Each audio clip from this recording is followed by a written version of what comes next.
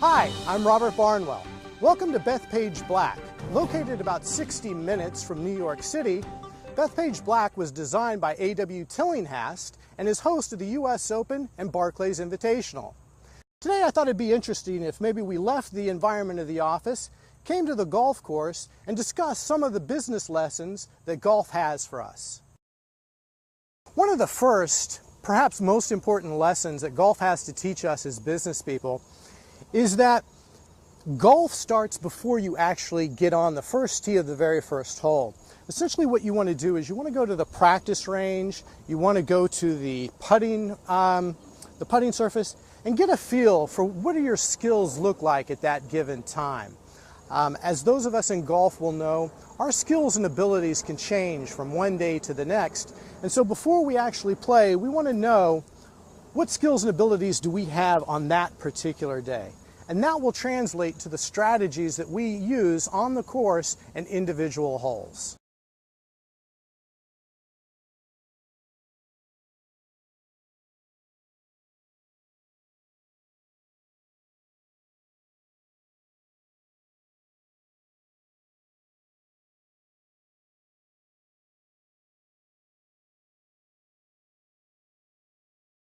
The second lesson from golf for us in business is something I think that many of us may already be familiar with, and that is the 80-20 principle, or Pareto's law.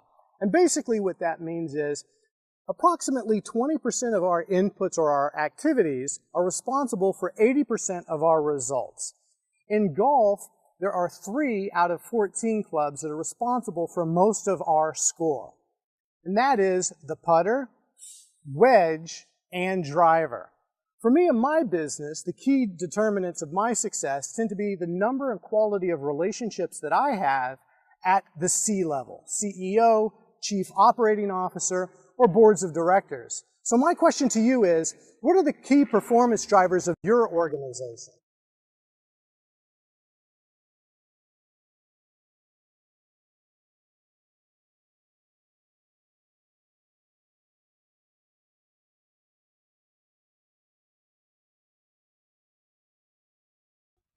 Another important lesson that we get from golf is one around risk-reward.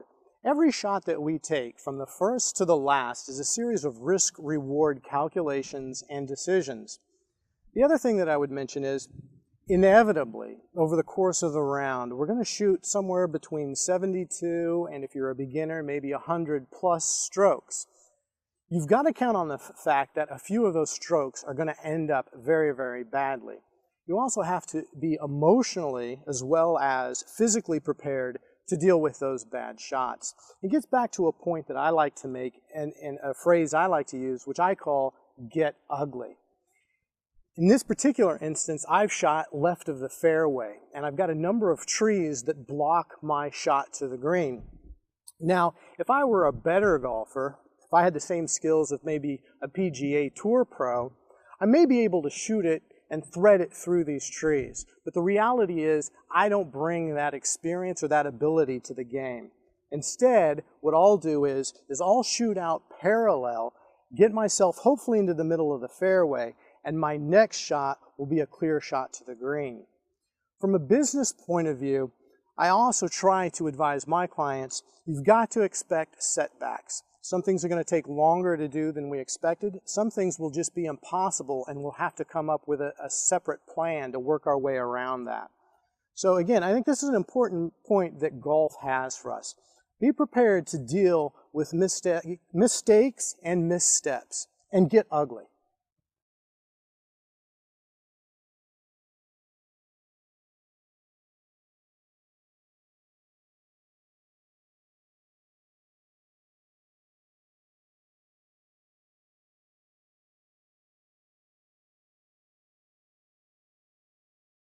Before we leave today, I'd like to make a point, and that is, if I had the opportunity to play against Jack Nicklaus or Arnold Palmer in their prime and play against them for very serious amounts of money, I wouldn't hesitate.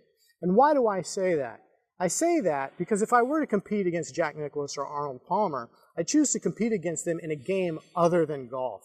I'd compete somewhere where my own personal strengths lie.